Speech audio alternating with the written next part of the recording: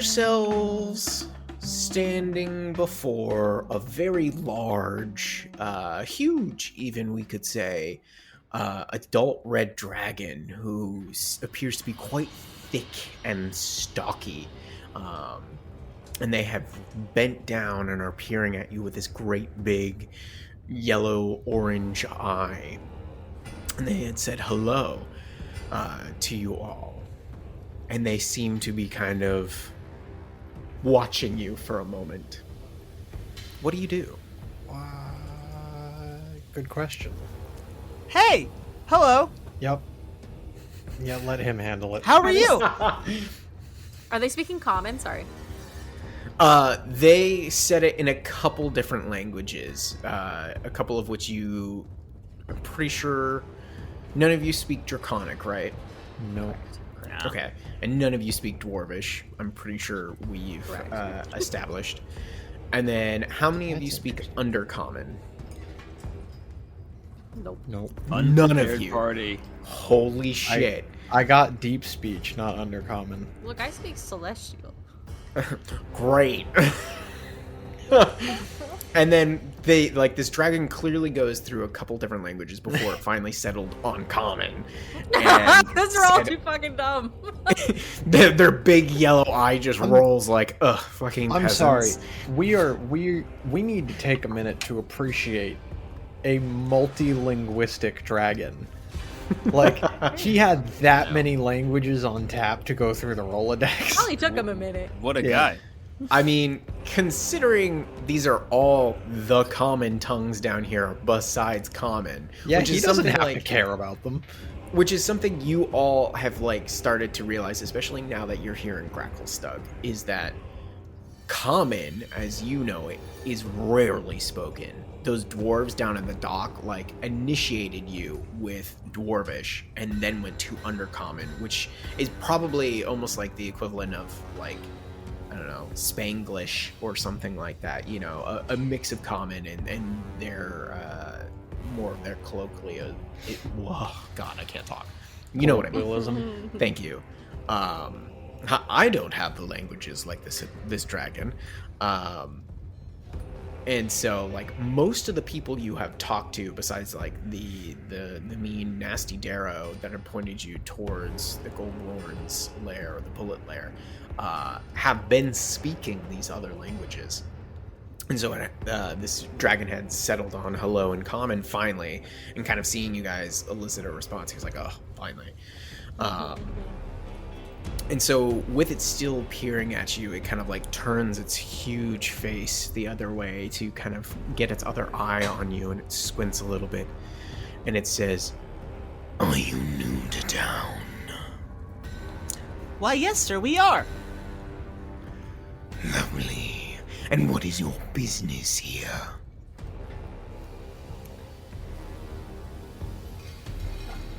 But seeing that Indigo is not saying... Oh, great one. We are here for provisions on a long journey to the surface. It kind of bristles a little bit, or not bristles, what's the word? It kind of shakes its head and a little smile appears when you refer to it in such a way. And goes, I'm glad you understand greatness when it's in front of you. A long journey to the surface. I suppose you have not heard much of the news, seeing as you are new to town. We have not. Would you care to enlighten us? I will in but a moment. And you see it kind of picks its head up, and this large puff of gray sulfur smoke just expels from its nostrils, washing over all of you. It goes, I request that these little gods find their way home before I speak to you further. And you guys look all around you and you don't see anything.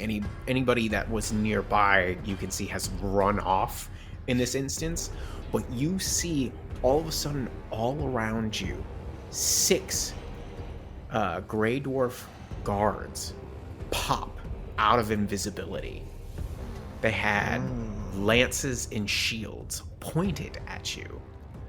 And they kind of slowly and begrudgingly get into more of a relaxed pose, and one of them bearing kind of a different type of insignia compared to the others nods their head and says, "Wormsmith," and they all start to walk away before, as they're starting to turn a corner, you see them all wink back into invisibility. Now that they are gone, I would like to extend a invitation to the lot of you. Seeing as you're new to Gracklstugh, I am in need of lesser beings' help. Oh, that's us. We are. She kind of looks over at Indigo. We are happy to help. Whatever you should need. Just as I suspected. Thank you for being so compliant. And you can see they're starting to move their large body, kind of turning around, and then go, My cavern lies to the southeast. I will let the guards know at the gates to allow you to pass. Come tomorrow when you find yourselves rested. and they start to drag their large forms away, and you see that they are heading to this extremely large gate to the south here. If you're looking at roll 20, it's kind of two white bars on our map. And as they are passing by, you see a gray dwarf run out and is kind of like waving their arms and pointing back towards the building they had come from. And then you just hear this like whistle as this dragon just expels his fiery breath up into a higher level of the building, and then you hear what sounds like a small explosion, and then smoke starts spewing out of this chimney as he has relit another forge. And he continues to plod along, dragging their large body across the ground, and the large gates that they are heading towards are opened and then shut behind them. And you guys find yourselves in this large street. Those that have witnessed from windows and whatnot are kind of staring at you, but slowly back away. And you find yourselves also in front of what looks like a cavern, a smaller cavern opening, leading downwards through this stalagmite, where this sign for the Bullet's Lair is. Well, I guess we have plans tomorrow morning. It would appear as such. Did any of us gather his name other than the guards referring to him as the Wormsmith? No, that was all I heard. Not I much. Not much for manners. Seemed to be more of a title than a name, but perhaps we can find out more in Bullet's Lair. Should we continue? Yeah. Yes, let's. Yeah, I'll lead the way. Head on in. Okay. You guys start heading down into this rather narrow cavern in what appears to be a larger complex underneath the ground here of what was the Blade Bazaar that you had all come through before. The halls are cold, cut, and bare, and the temperature significantly begins to drop, considering that there is no longer forges all around you. You can still very much hear the ringing of the hammers and anvils all about, but they're somewhat more muted. And eventually you come into a large chamber that you see is something akin to a dining room. there are large stone tables, about 4 or 5 of them, that stretch across this cavern. You see lots of benches, some of them preoccupied by a couple different people. There's probably only 5, mostly dwarves. There's a what looks like an orc in there. And then you see that there appears to be a desk with another gray dwarf behind it that kind of looks like a check-in desk.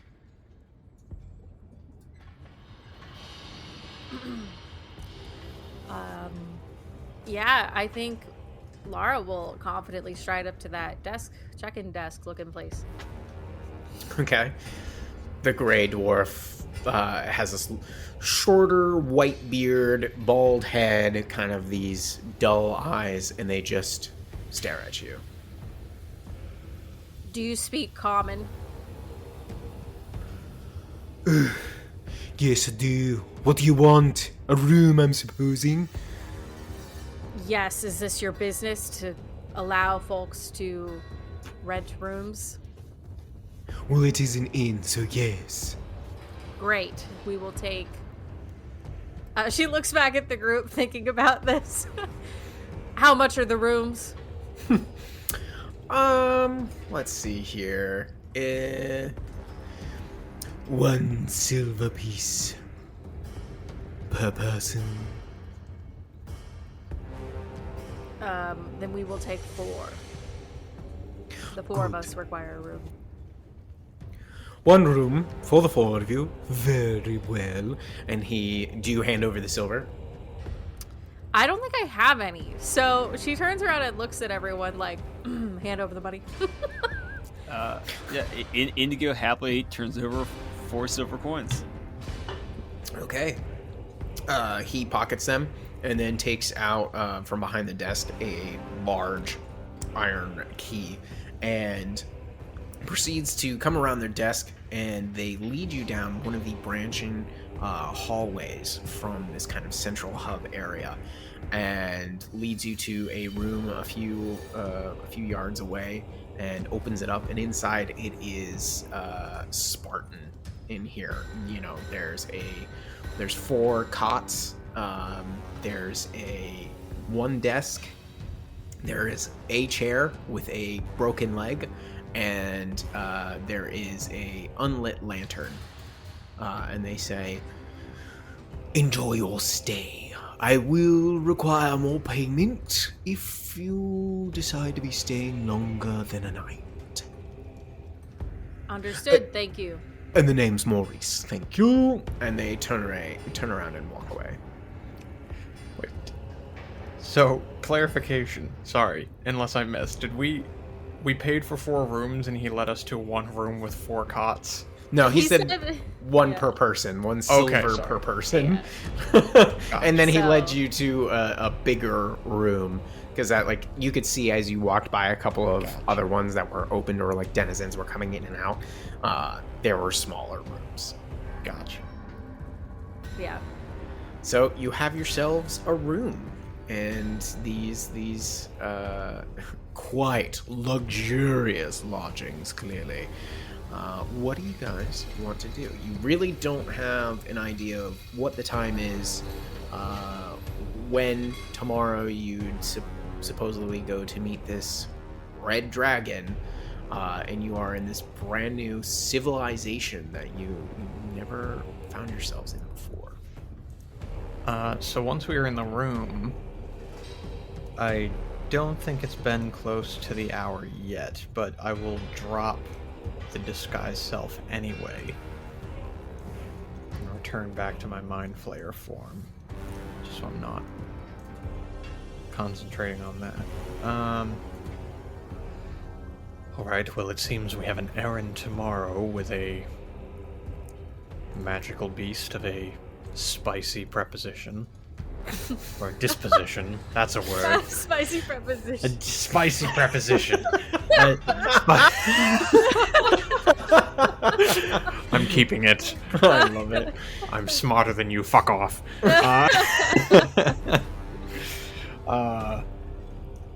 What? Why? Why?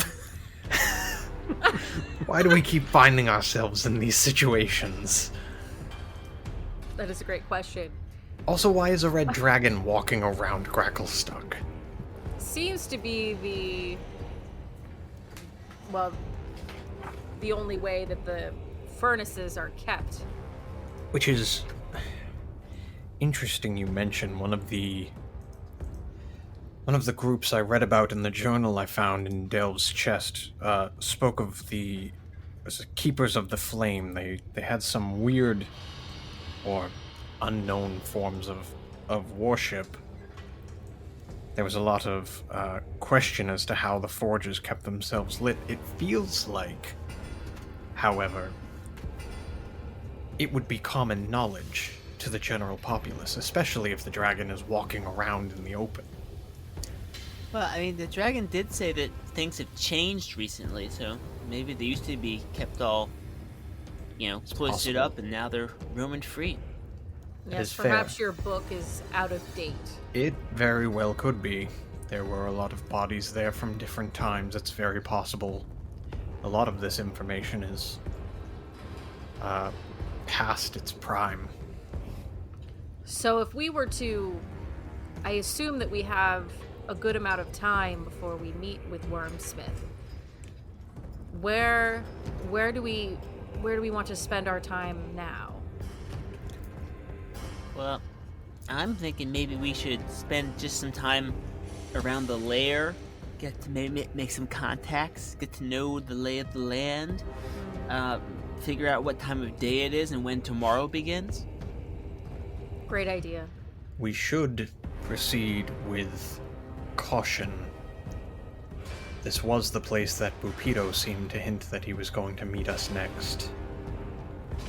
We may run into him while we are here. Should keep Bupido our is eyes exactly open. who I will be asking about. Then I think our best sorry. I think our best bet. Will's like, he's waiting for you in the kitchen. He's Maurice. He Yeah, runs right. back in and shanks you. Don't ask about the specials. They're all death. Well, then let's head out to that main room again. There were a lot of people out there. All right, Survive a lot. Are we meant to... I mean, there's more than none. Are we meant to be inquiring of a means to the surface here? I feel like a lot of individuals were pointing us to this establishment in particular. What do we hope to gain? This was our safe haven within the city. Perhaps we should split up. One of us, myself, will ask about Bupido. That is a terrible idea. Someone else. That's a stupid fucking idea. Well, we'll be in the same vicinity. Fine. I just think if we divide and conquer, might be a bit quicker. Can give me one assurance that if you gain any information upon Bupido, you bring it to us before you go act on it. If the information is not time sensitive, you have my word. Insight check.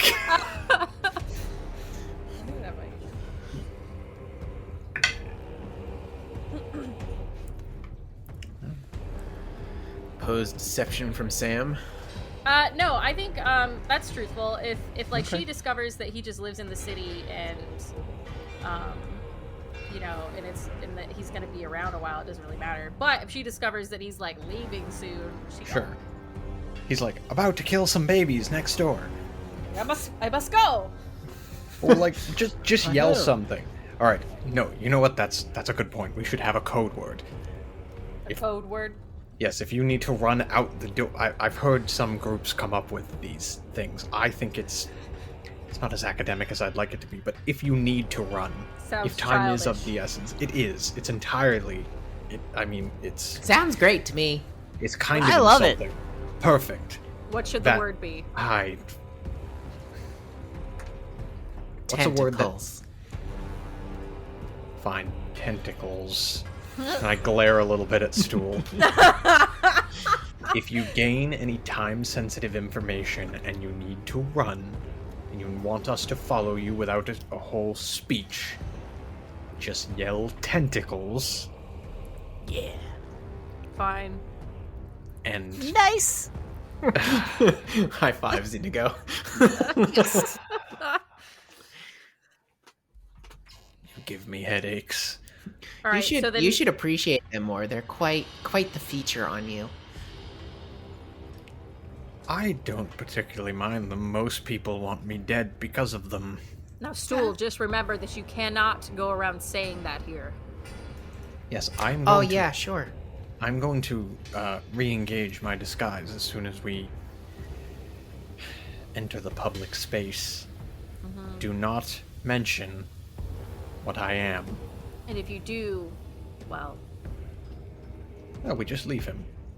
He's just a grumpy old man that definitely does not have tentacles.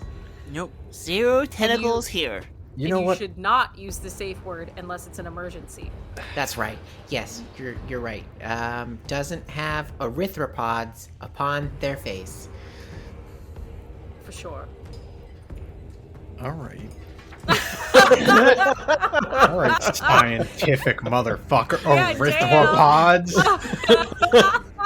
I've been in your mind for so long, Sephel. I'm picking Fucking your vocabulary. My 20 intelligence just gained an inferiority complex. A mushroom. Okay, so it sounds like you guys wanted to go back into the dining hall and kind of hit up some people in there for potential information. Yeah, Yes. so I'm gonna Yes. pop another disguise self. Okay. I think we're asking about 3 different things, right? Is that the plan? I'll ask about Lupido. Somebody else asks about general knowledge. Well, yeah. So the 3 thing. So we're looking for Rupido. We're looking for, I guess maybe general knowledge about the. Oh no, probably like about our dragon friend, maybe. Yeah, the dragon. information about the dragon, and then if anybody knows a possible route to the surface. Yeah. I think Oh, those, we should probably also ask about the drow if anybody has the opportunity. I'm kind of curious if we should. I guess we did learn that they're not welcome here necessarily. Well, they're you not welcome. saw some Yeah. within the docks area and the Plaid Bazaar, but not many. So that's My concern around that subject is I feel like there's a lot of sketchy. I mean, we had 6 invisible guards around us and no fucking clue. I'm almost wondering if even asking about the drow is bad. painting a target on our back that might not yet be there. Okay, so mom's the word. Don't talk about the drow. At least until we know a little bit better the people around us. Agreed. okay. Alright, so Lara's talking about Pepito. Sephel, do you want surface or dragon? I think Sephel is a little bit more. Well, I don't know. He's curious about the dragon, but almost in in an irritated way, because he that whole interaction was just out of nowhere and very I don't know. It was irritating to him in multiple ways. So I think he's sort of perseverating on that right now. But I could go either way. Alright, Indigo take the dragon then. That sounds up his alley. Okay. Okay. Instead of doing a shit ton of roleplay for this potential information, I'm gonna have each of you do a charisma check, whether it be through persuasion, intimidation, yeah. whatever. Just roll me a charisma check, and then depending on your This is gonna go number, terribly. you will or will not gain information. Just so we, Excellent. I like well, it, I like it. hey, Lara, you still have Eagle Splendor up, so you have advantage on charisma checks. Nice.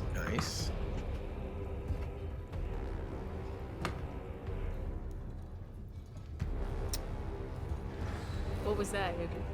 It was me trying to remember if Indigo had any charisma skills, and the answer is no. Do you want Stool looking for any information? Do you want him to roll? Yeah, have him find out. You want him to find out about the dragon? No, I'm just kidding. Or you want him to find out about the drow? No. Maybe he might be interested in asking about the direction of the grove. Fair point. Yeah. All right. Wow. Okay, you hit it right on the money.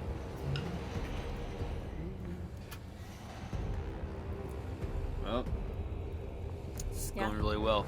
I don't have any bonuses to any of these.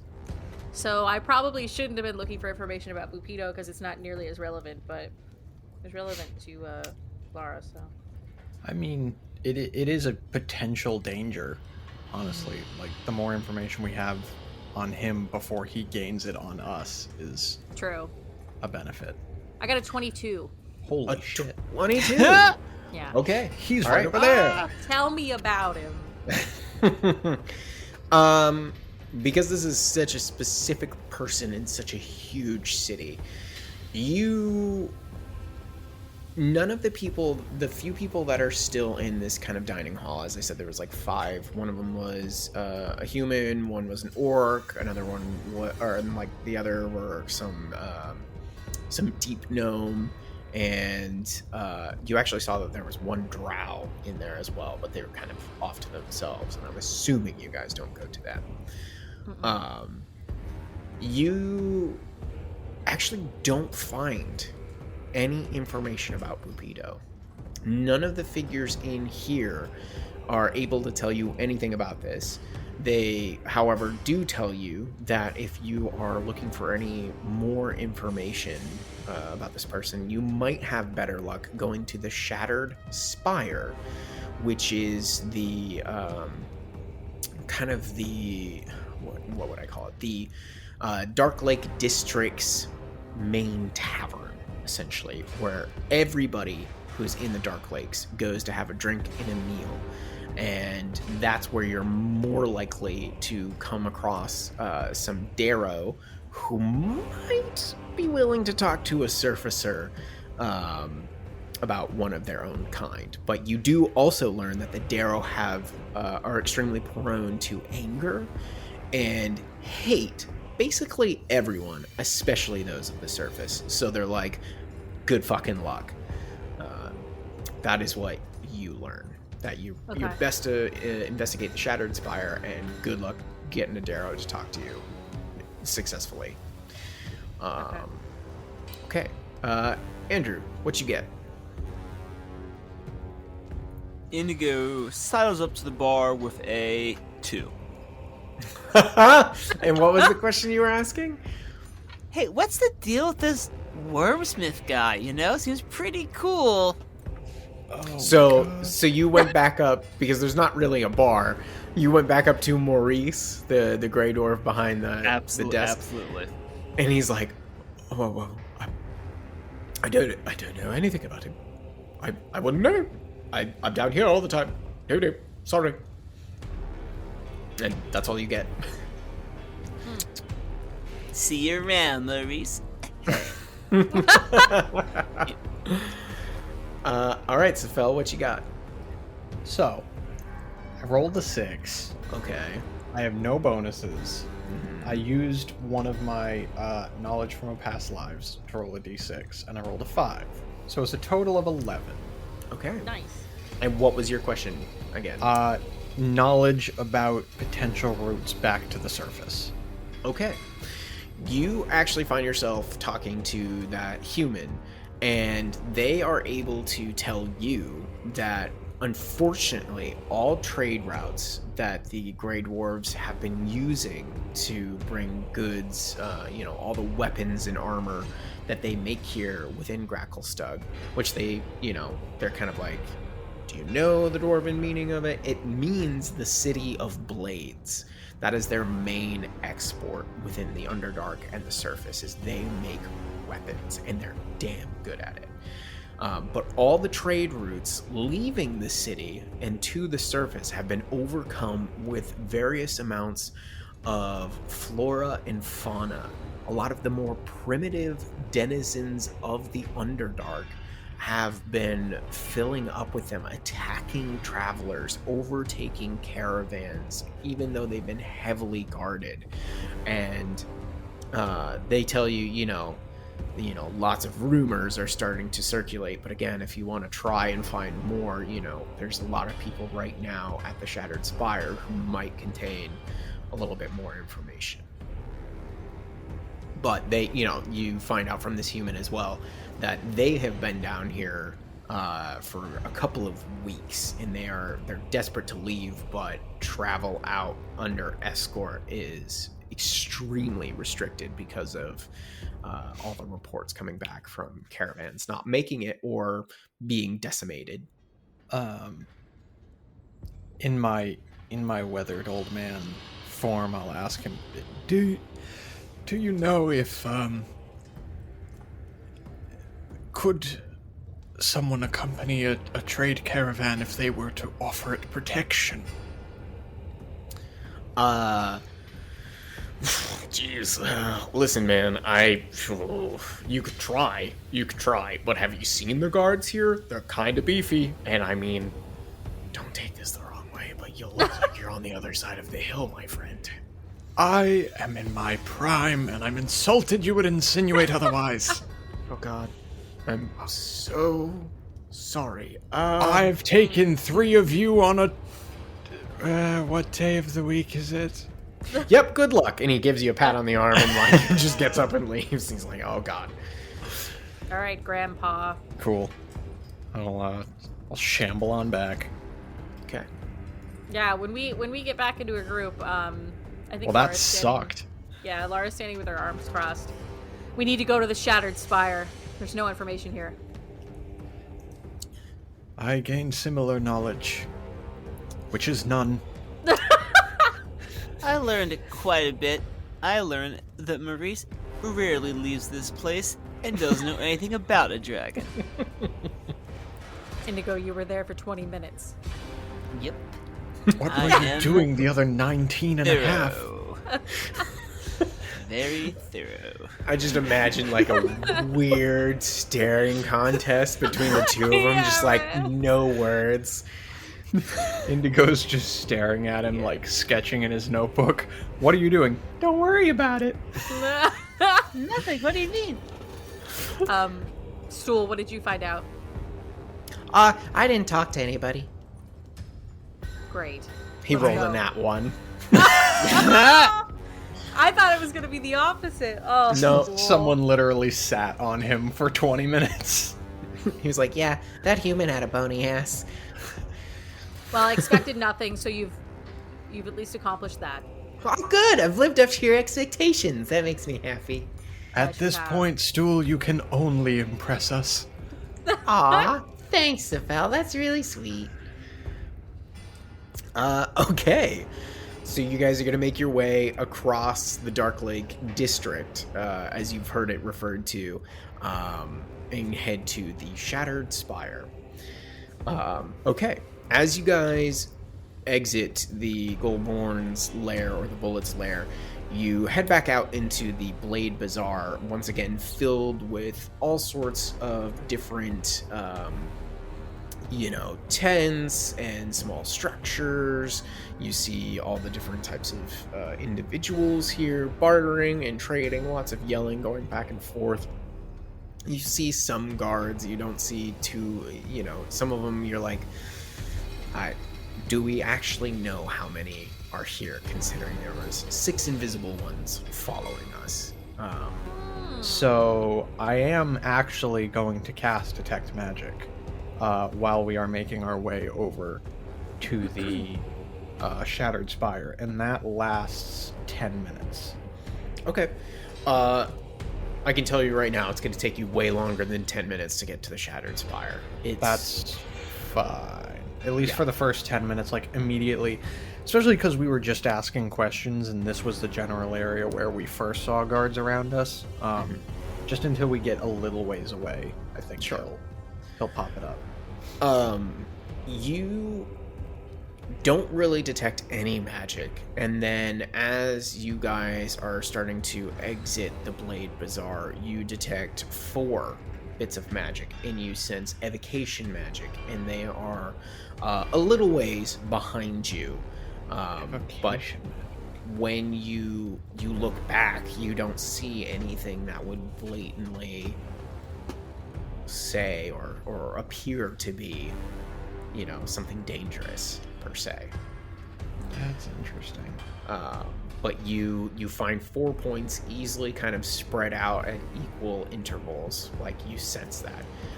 And that they are behind you, but they don't seem to be moving or anything. No illusion. Okay. Grandfather. She looks at Sephel. Perhaps you should let me know if you find yourself losing your concentration and needing to rest. My mind is sharper than it was when we were on the boat, Lara. Oh, that felt gross. School pipes up. Shut up, old man! Nobody cares. You're a hack. I don't mean that. What is this? I don't know. What conversation are we having? No, I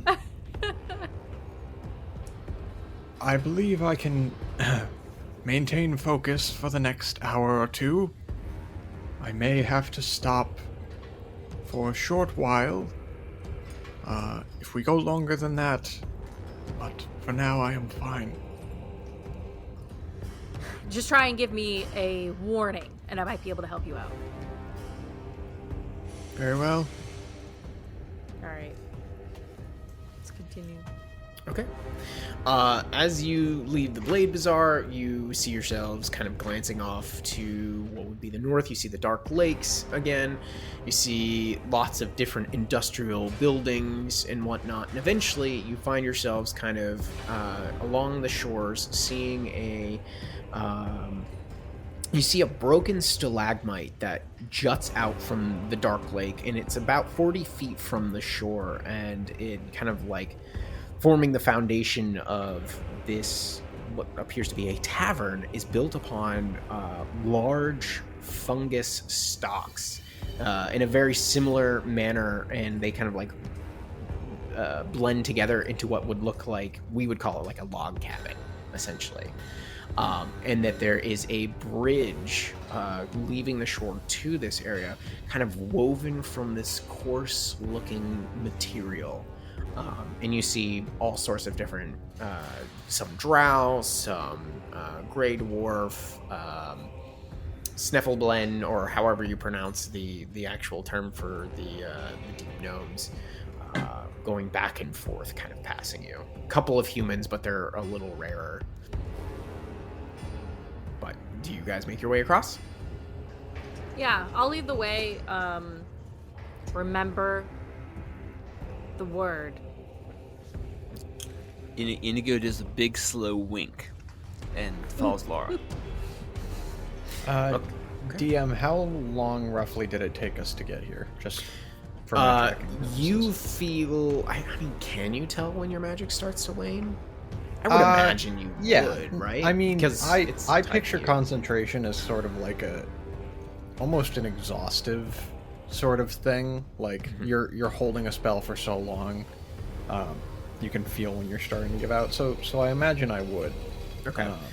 As you're reaching kind of like the rocky shores around the beginning entrance to the bridge, you do feel the spell beginning to wear off. It took us a whole hour. Okay. Yeah, it's a big area. Plus, there's lots of people. It's not like you were able to really easily walk across. It's like, picture walking in on the sidewalk in New York City, like fighting through people. No, That's that what you makes have to sense. do. Okay. Great. I think there's a whole bunch of people around us right now. Is that Yes, sort but of there the- are some rocks and outcroppings you could potentially hide behind. Okay. I'm gonna duck behind one of those outcroppings real quick. Okay. Like give a nod to Lara. Duck behind one of those outcroppings. And she would probably see my disguise flicker for like a fraction of a second, and then it's back up. Okay. But Can you roll me a stealth check? Yep, I can do that. Oh, fucking hell. 14 on the stealth check. You don't believe that anybody saw you do this. Okay. Sam, for whatever you have in mind, that was my last spell slot for that. Okay. I think I can use higher level spell slots, but I'd really rather not use a second level spell for that. I'm pretty sure anything at first level you can cast with like a second level or higher spell slot. It just doesn't have any different effects. If we were to rest, I mean, here's the thing. Even if we were to take a short rest, we would have to do it somewhere secret where I could drop the spell after this, because a short rest is an hour. So I would literally, like, if I were to even try to take a short rest for my arcane recovery, which is what I had in mind, I would be wasting the entire duration of this spell just to be able to cast it again. And plus you have to make it back. So how many hours worth of time in disguise do you have? Right. If I were to use second level spells, I have 3 more, but I have no more first level spell slots. Okay. So I either have. What we can do is we can either use this hour here, find somewhere to hide, take a short rest unseen to get me another hour so that I can get back to the Bullets lair, and then I'm out. Or I could start using second level spell slots, but it depends on what we think is going to happen today. If we think this is just going to be a whole bunch of social stuff and then we're going to take a long rest and be fine before we go I don't talk think with that's yeah, that I don't trust any of it. I don't even like that all my first level spells or first level slots are gone.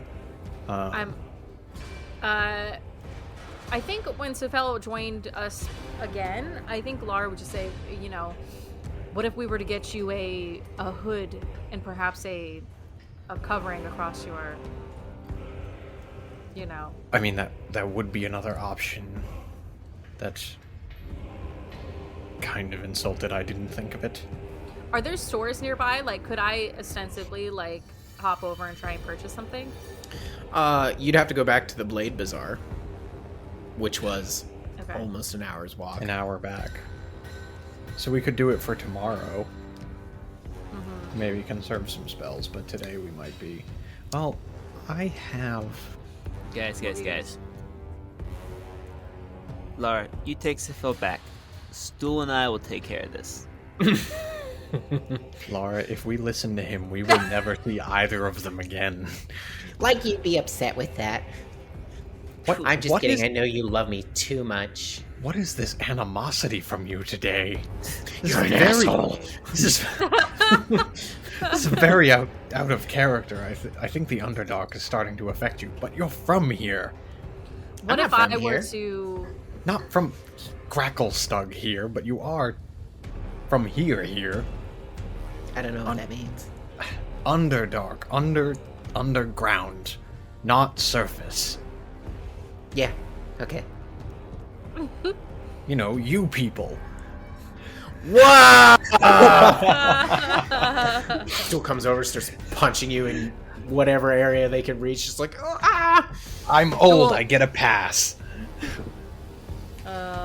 Last time you get a good berry from me. The impression that we got is that stealing bad, like really bad here, right? Yes. Okay. We have money. You have money.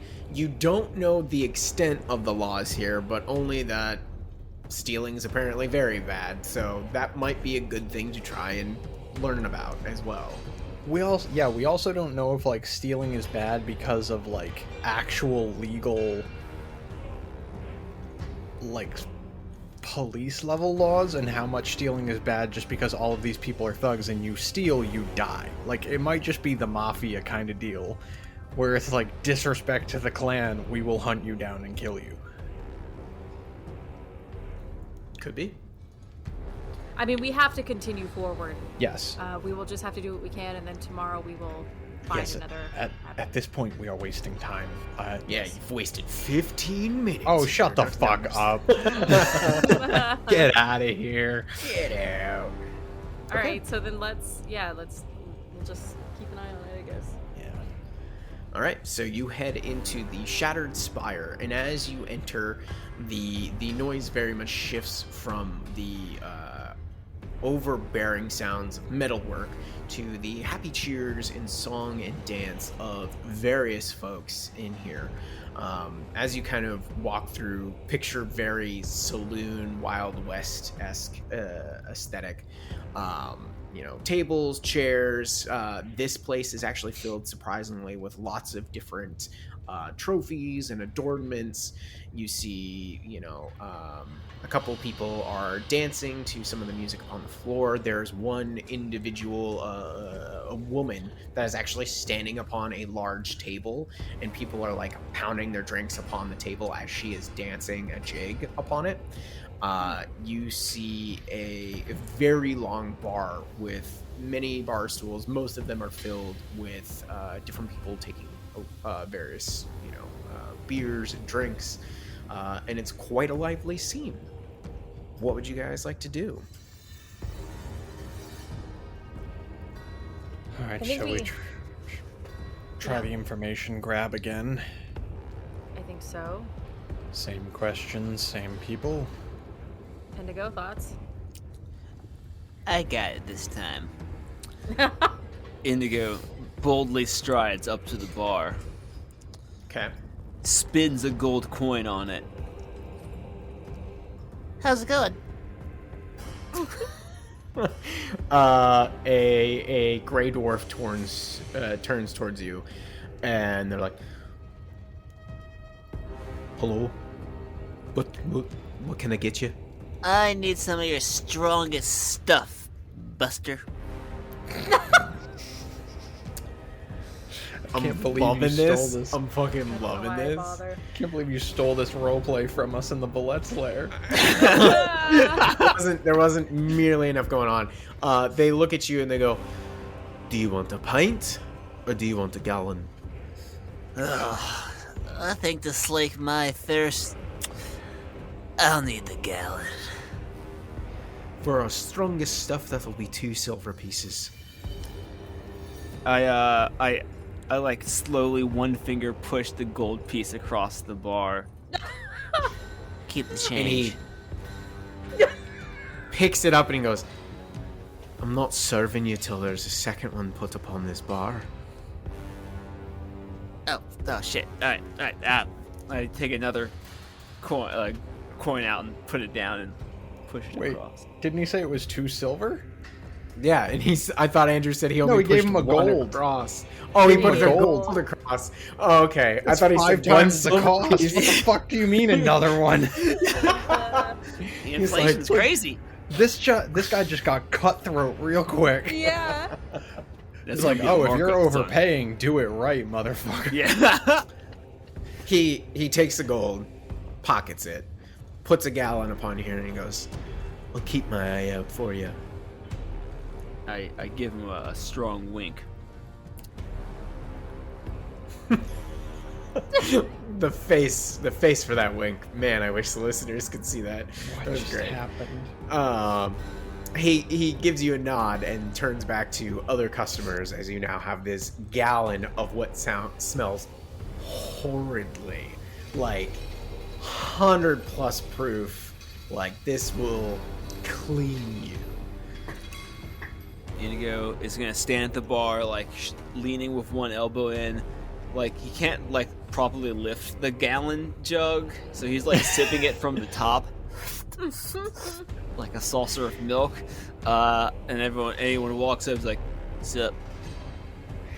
The people all about you smell it and watch the entire exchange and are just staring at you. And you take this sip, and I need you to make a Constitution saving throw. That's fair. That's a 10. Okay. You just barely, because it's such a small sip, just barely able to keep it down, but you kind of Oh, that's terrible. Oh god. a bunch of people start kind of laughing and jeering at you, and one of them kind of claps you on the back, another Grey Dwarf, and they're like, "That's the spirit of the Dark Lake. You're a daring young man to be taking that on." Well, you know, I'm a daring guy, and I'm just here in town trying to learn a little something about what's going on.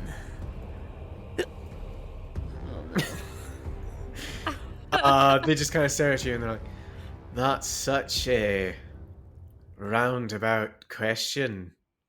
Did you just get here or something?" Yeah, as a matter of fact, I did just swing into town. They just kind of nod like, "Well, there's not too much happening here other than what we do every day, day in and day out, is making weapons." Nice, the pointy kind. My favorite kind. Yup, it is the City of Blades. Good on you for knowing that much. And, on our way in, I did see a big red fella moseying about. Any idea who that might be? Ah, you saw a resident wormsmith. That would be Indeed. Thumberchild. Excellent. Yeah. He's I'm a sorry, what? interesting fella. Thumberchild. I'm probably butchering it. It's let's see here again. Let me go back to it. It sounds to me like They call Thumberchad. him Thunderchode.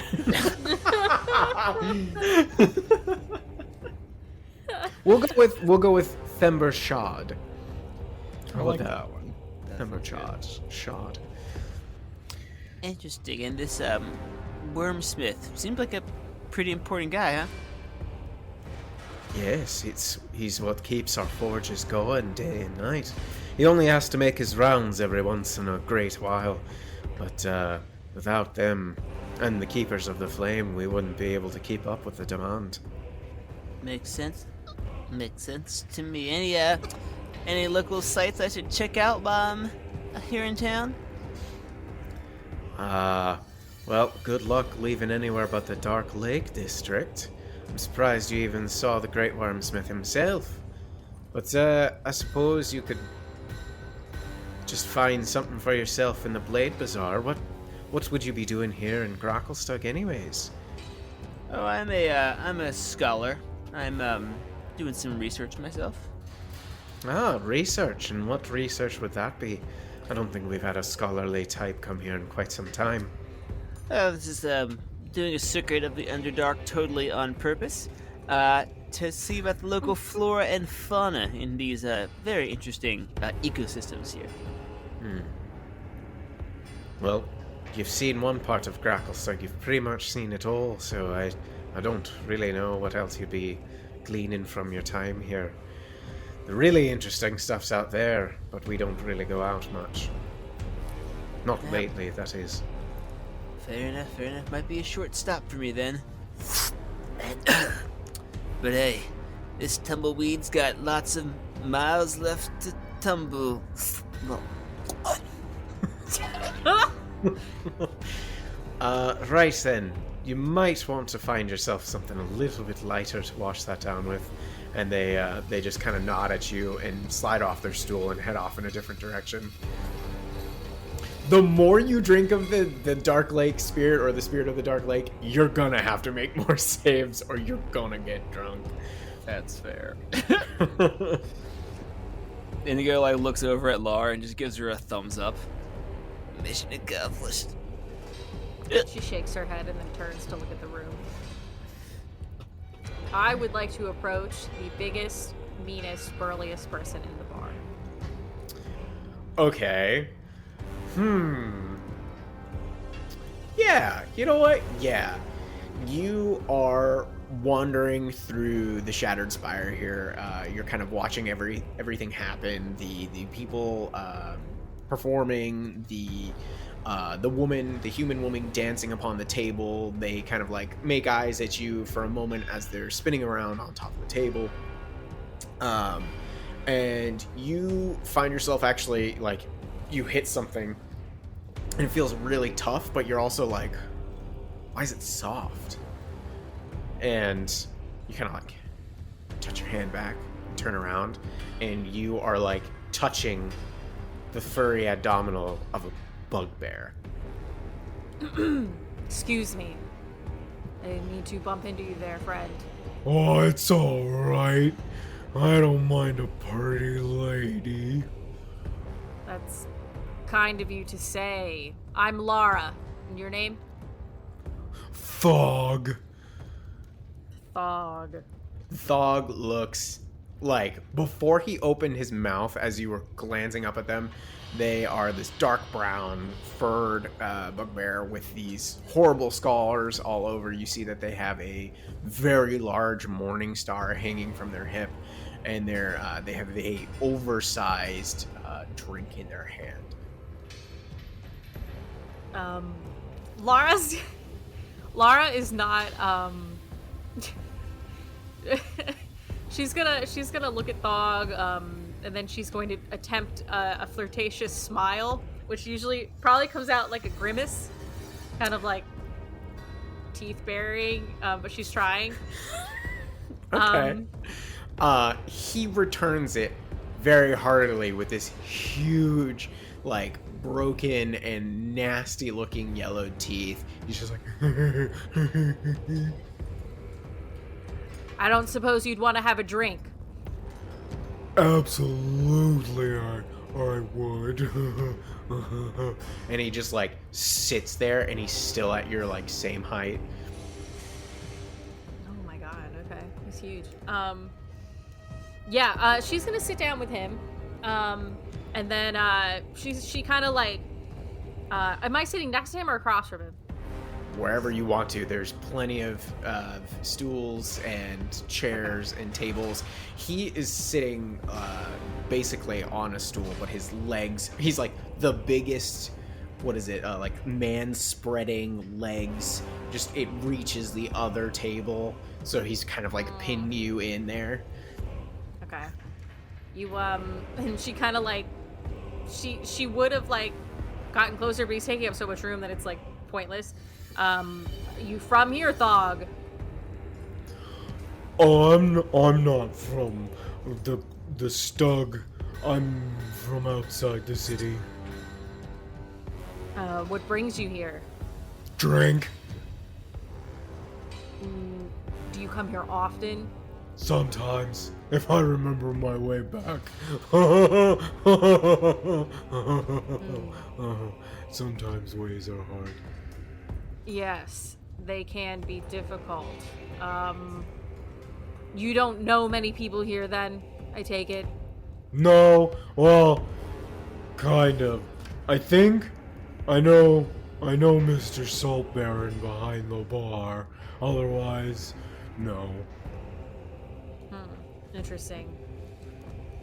You are of no help to me. I will be leaving now. Oh, don't say that.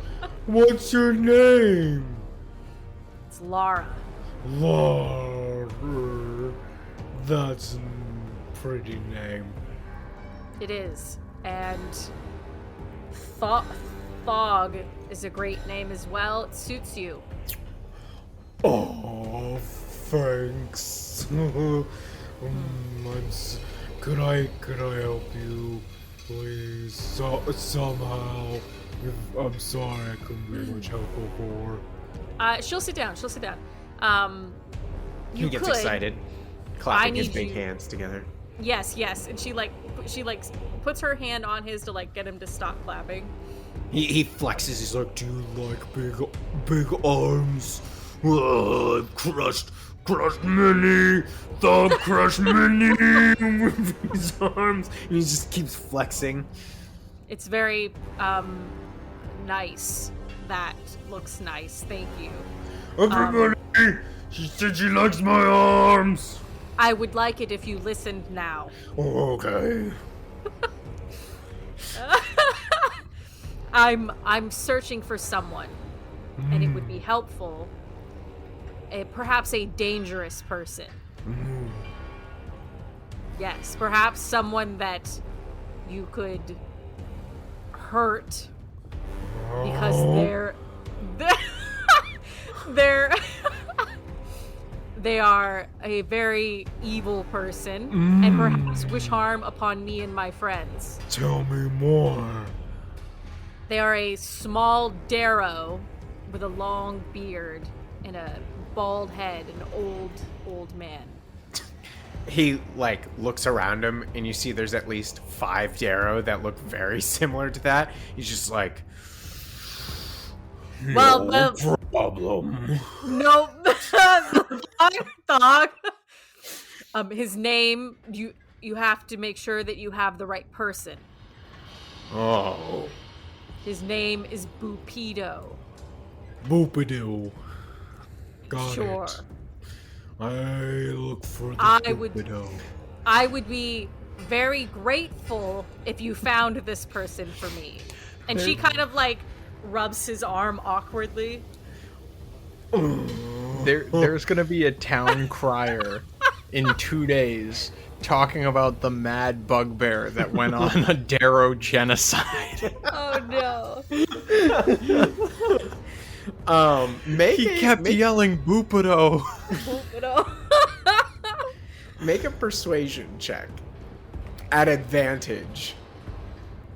Okay. It's a 21. Okay. He's like, I'll find this Boopidoo for you. And once you find him, I need you to incapacitate him, knock him out. Pulls out the Morning Star, the massive Morning Star. He's like, Not a problem. Great. And then if you could bring him to... Do you know where Bullet's lair is? Yes. Bring him there. Okay. And here. She'll give him a couple silver for his next drink. Oh, no, it's okay. I am on a mission now for pretty Lara. Great. and he gets up, downs his drink, tosses it. It hits a darrow in the forehead, and he points at him. And he's like, Are you Boopidoo? and the darrow just no. And he's like, Okay. and then you just see him grabbing by the head all sorts of different darrow and bringing him home. He's like, Are you Boopidoo? they're like, no. And he keeps putting them down and tossing them to the side until eventually a whole bunch of the darrow are in the corner and they're like, this mother beep, beep, beep. And then they finally just start chasing him out and he's like, I will find Boopidoo. and he goes running outside with the darrow chasing after him. Well, that was quite efficient. We're gonna find that poor man in a gutter tomorrow morning. That's fine. She'll go sit at the bar with Indigo. Okay. All right. Sephel, what you doing? Yeah, I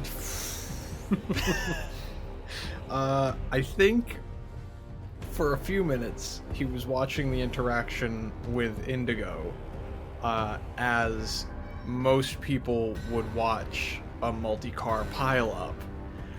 Just horror and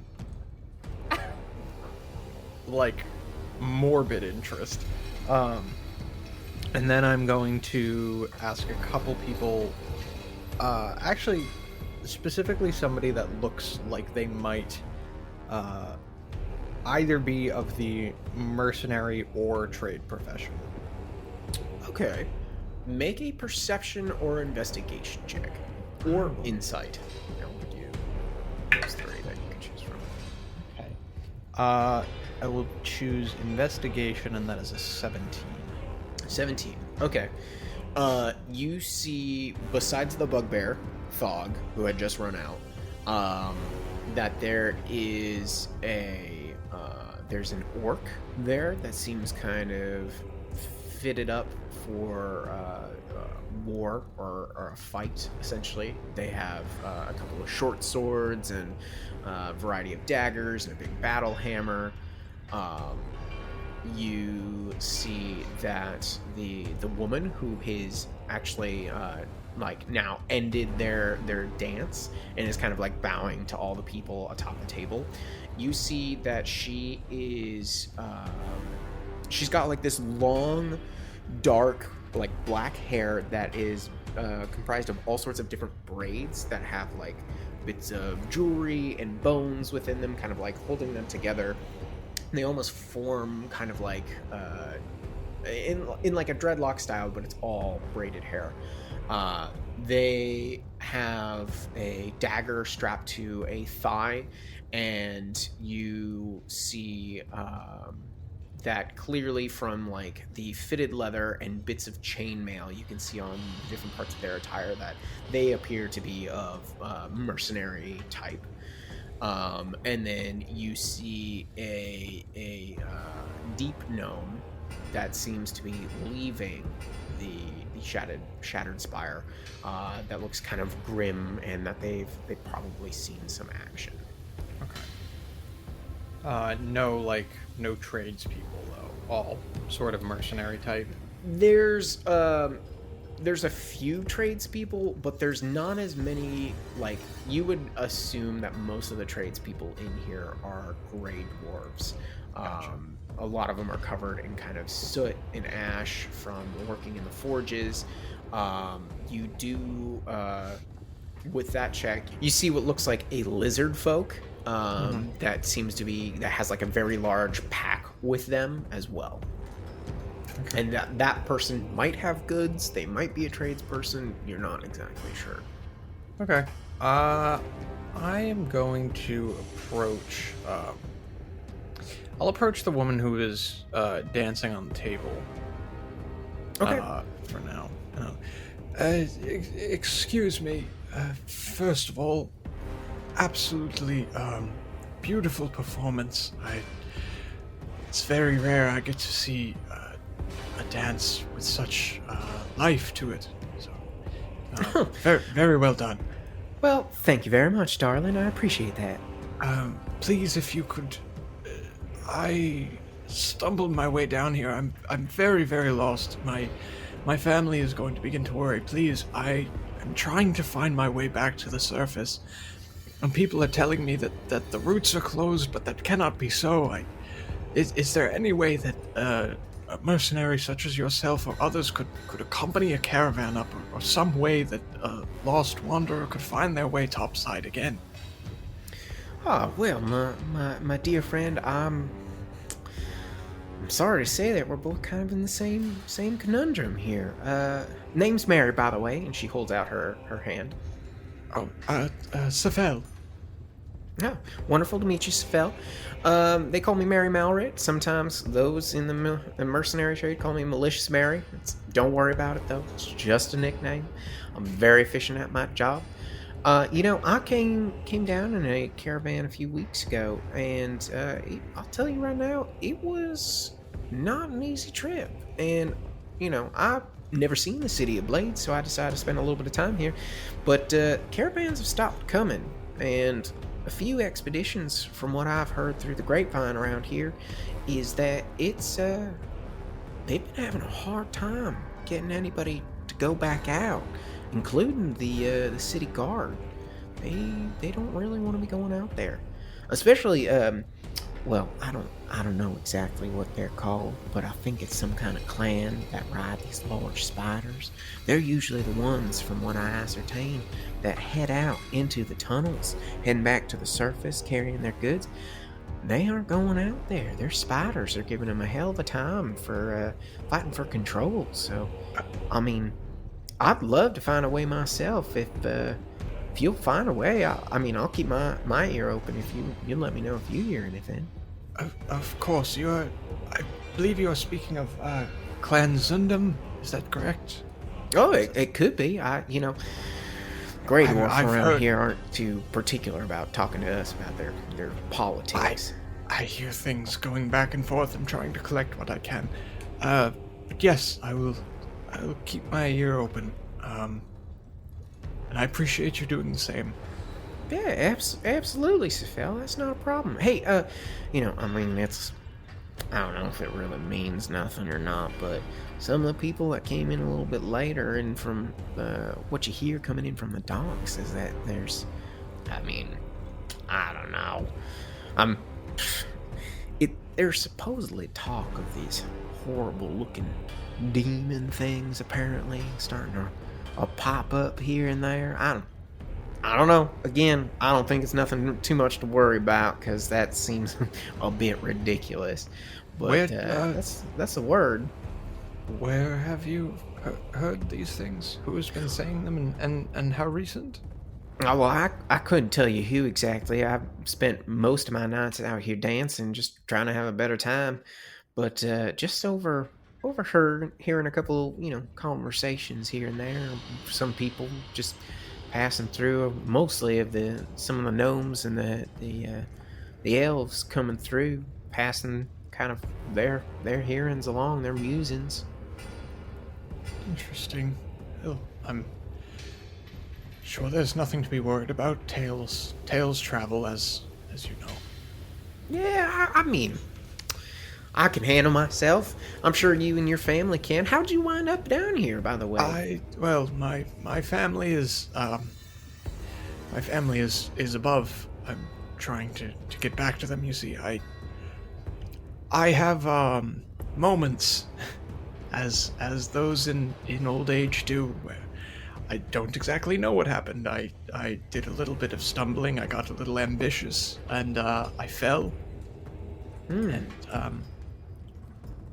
I woke up, walked one direction, and ended up in several. So I don't exactly know what's going on. I'm a little bit frightened. So if you do hear anything, please pass it along.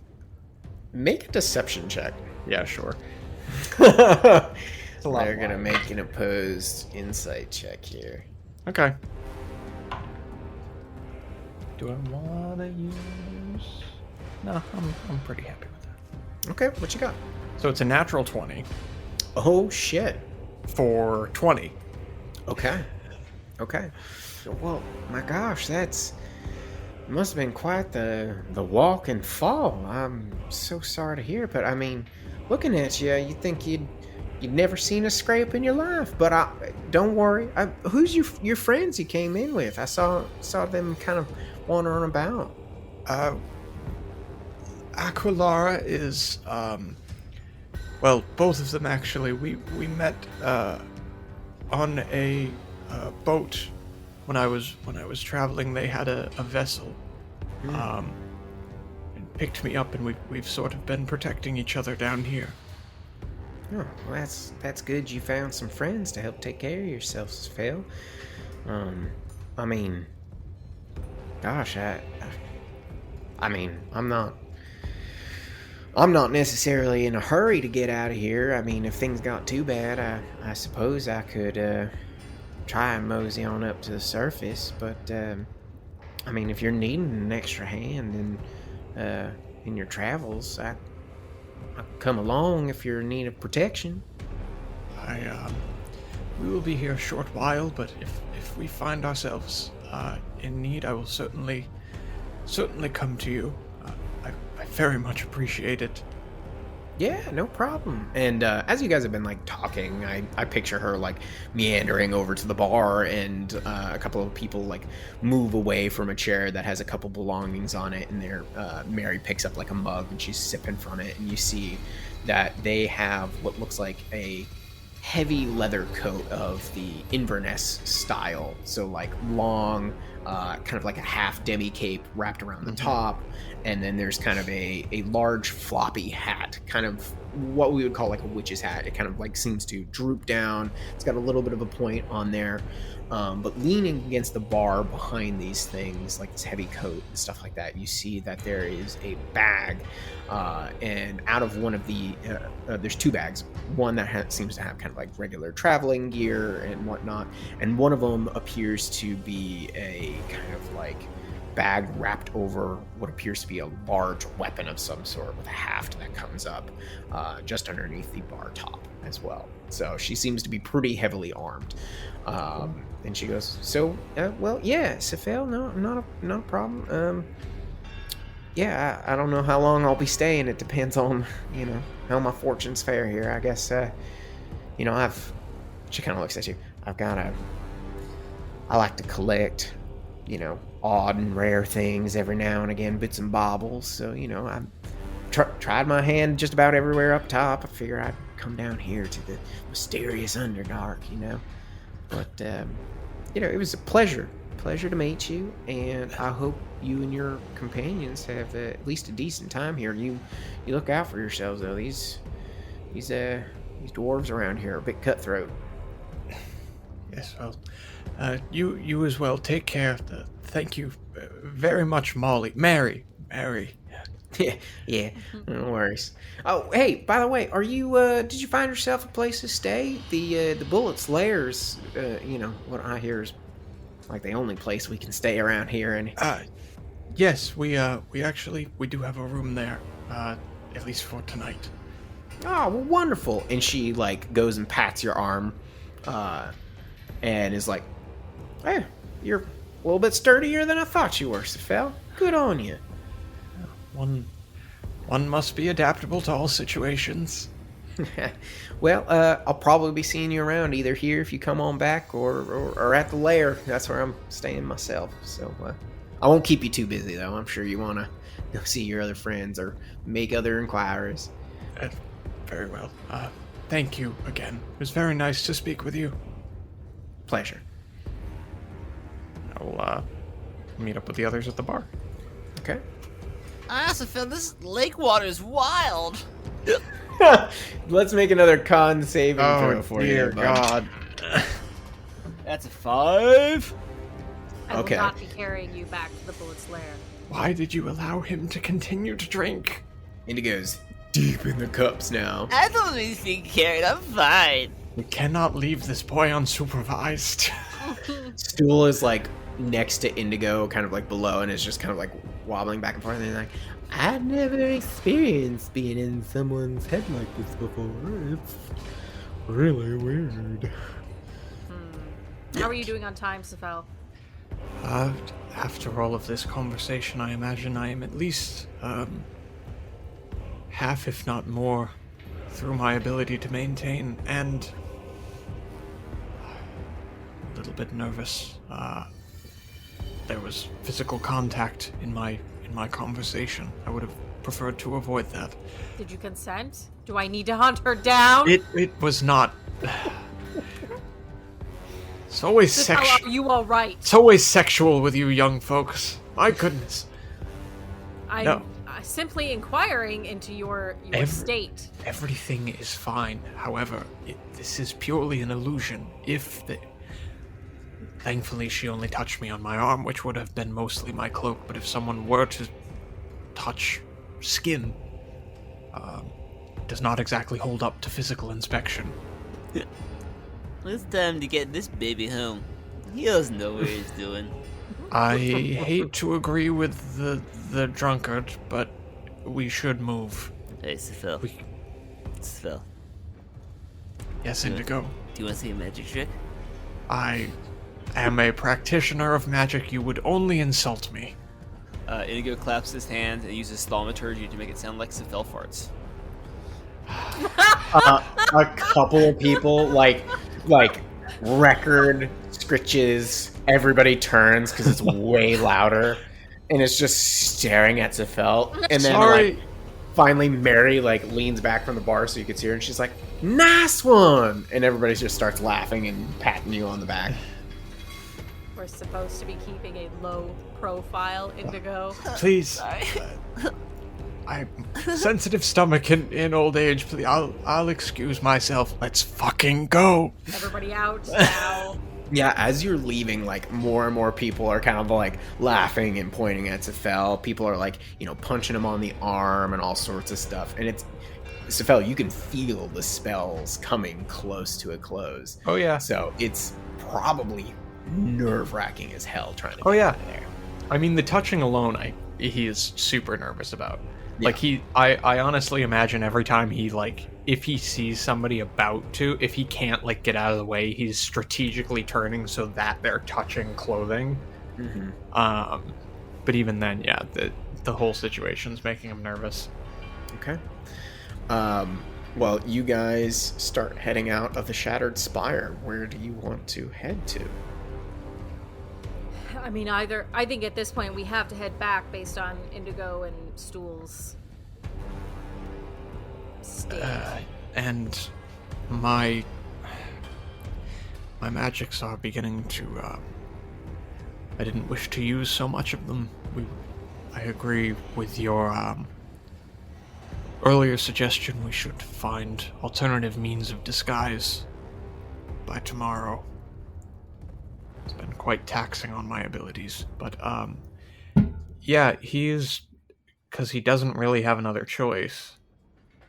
Well, hold on. So we have definitely got like a bunch of extra clothing and cloths, and I still have the silk handkerchief. Probably isn't super obscuring. Not for fucking tentacles. From the hag's house, there was lots of bits of clothing there. You could have collected quite a few things if you wanted to. Yeah, I think say you retroactively do that. he's definitely not as confident with just covering up, just because of the form that is a mind flayer's visage. Even covering it, it seems like it could be obvious to anybody actually caring to look that it's not a human face. Mm-hmm. We just have to make an hour back, right? Yeah. And the yeah, I crowd think- might do us favors. Like, there are a lot of people. We might be able to hide in the masses. Sephel, do you remember at the hag's cottage when I disappeared? I could do that for you. It would last an hour and it would get us back. You're just going to keep rubbing invisibility in my face, are you? You'll get there soon, Grandpa. Eventually. That's fine too. You guys just wouldn't, don't address me at all during the walk. I also don't. Well, I was gonna say I don't know if anybody around would have a detect magic, but if that's the case, my disguise self would be just as useless. So yeah, that sounds like a fine idea to me. Okay. Yeah, so she'll pull Sephel into a corner or whatever and cast invisibility on him so that we can get back. Okay, make a stealth check. Me or Sephel or both? Both. I want both of you to do this. Fucking Christ. I'm gonna go ahead and burn my other knowledge. I got a 15. Okay. Not much better. 12. Oh, excuse me.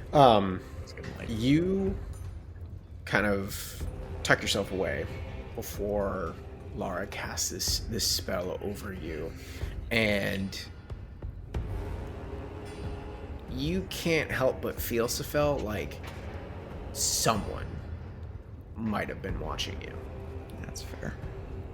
Indigo, even in your inebriated state, what's your passive perception? Good old 16. Oh, that's right. Okay. Let me double check here. Yeah. As Lara has cast this invisibility and you guys are starting to make your way back to the Bullet's lair, a couple of times in your stumblings and ramblings back, you feel like you keep seeing a couple of figures picked out of the crowd.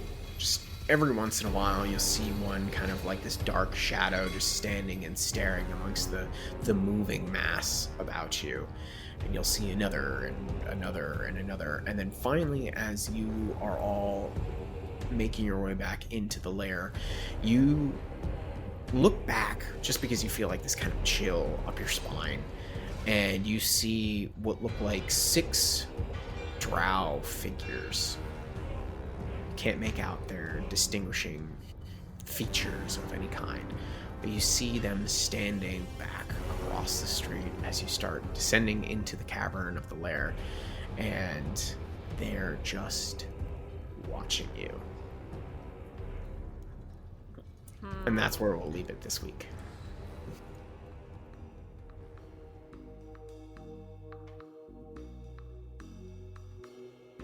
Hey, you, loyal listener, you've made it this far to the post show notes, and that means the absolute world to us. Thank you so much for being here. If you have one more second, we would adore you if you could leave a rating and a review in whatever podcatcher you're currently listening in. The ratings and reviews are astronomical when it comes to growing the show because it's what gets us noticed for new listeners. So if you have just a moment to do that, please do. And we also have a Twitter, Facebook, and Instagram if you want to give us a follow. It's at The Madness Table. And if you've noticed, we are now posting weekly episodes because of supporters like you. So if we haven't said it enough, thank you. And we will see you in just 7 short days for our next episode when... The madness continues.